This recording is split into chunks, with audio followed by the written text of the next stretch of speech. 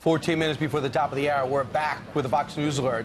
The high-stakes summit in Helsinki, minutes away. This happened moments ago. This is Vladimir Putin arriving at the presidential palace just minutes ago. President Donald Trump also expected any moment. We know that he has left his residence. He is en route, will be at the palace in just minutes. And joining us right now is former UK Independence Party leader and Fox News contributor Nigel Farage, who joins us, I believe, from London. We've also got Ainsley Earhart still live outside the presidential palace in Helsinki. Nigel, let's start with you.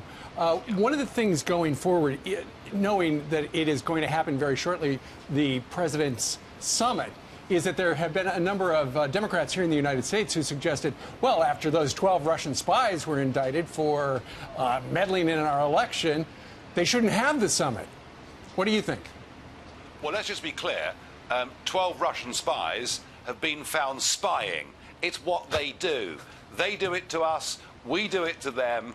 It may not be very seemly, but it's how the world works. So there's nothing in that other than a very strange coincidence of timing, it seems to me. Look, the ultimate sanity test is ask somebody, do you want better relations between Russia and the West, or do you want them to continue to deteriorate? And anybody with half a brain will say, well, do you know what?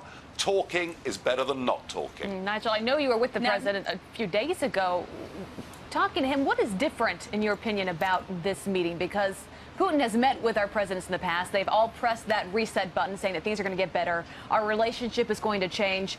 What do you think is different about these two meeting today? Well, I think the fact is that the previous meetings have happened sort of around the back of global summits. This is the first time, they've sat down specifically to try and work out where this relationship is going. So I think it is important.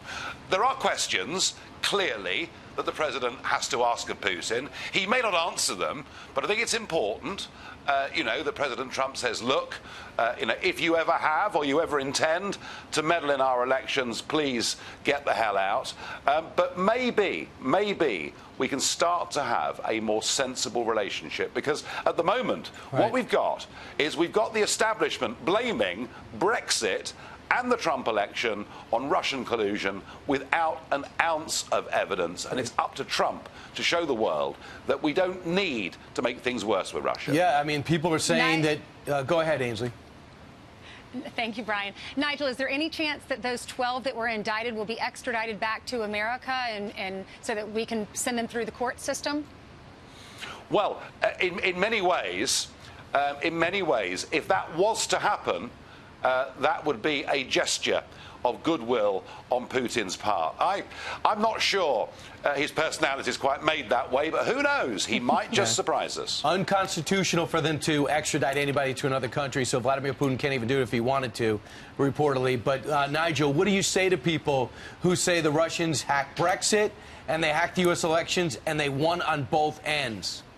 Yeah, this is because nobody thought Brexit would happen, nobody thought Trump would happen, and now the establishment, who still don't understand why Middle England and Middle America voted in a way that they can't comprehend, they're desperately looking for an excuse. They're trying to put together their own conspiracy theory. I've been accused endlessly by The Guardian of working with the Russians, and apart from drinking the odd vodka, that's about as guilty as I've ever been. It's ludicrous. Hey, Nigel, before you go, the news yesterday was that Theresa May, the Prime Minister, said that when she sat down with the President said, sue the EU. Was that advice from you? All I can say on this, and all I can tell you is that the president understands negotiations, and he understood that we had paid hundreds of millions of pounds into an organisation every single year, tens of billions over the last decade, to an organisation who, frankly, had misspent our money. And so President Trump's idea was, start the negotiations being tough. I'm not going to claim credit for it. The president makes his own mind up on things. He's very good at it. Yeah, but you did a little talking to him before he actually got there. Yeah, look, the president talks to all kinds of people. I'm claiming no credit. This guy is 72 years old. He spent half a century making his own mind up, and he'll go on doing that.